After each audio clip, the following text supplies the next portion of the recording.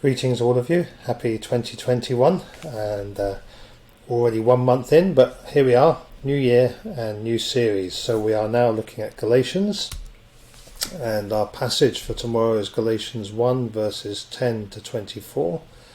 I encourage you as always to be reading that ahead of our looking at the main passage together. Read it, pray that God might speak to you through it. And the title we've been given for tomorrow is Called by God.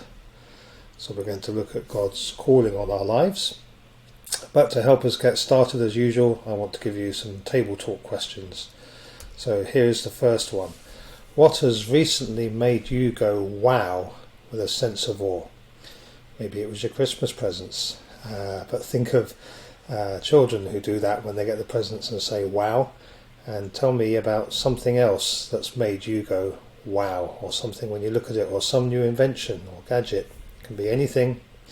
What's recently made you go wow with a sense of awe? Then a quote for you from a Christian called Francis Chan, who I find very provocative in the way he makes me think.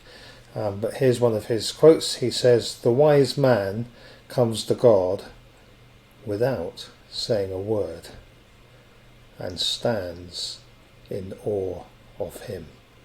Because often our view of God is quite limited and we see him as quite small. A book way back I remember was called Your God is Too Small. So here's the second question for you, table talk question. This week, if your glimpse of God is big enough to make you go wow, how will your life change? Okay, if you see God, if you're in awe of God and you look at him and you go wow, how's that going to make your life change? And table talk, I always encourage you to share with somebody. So do you dare to share your answer to that question with somebody who can talk and might pray for you?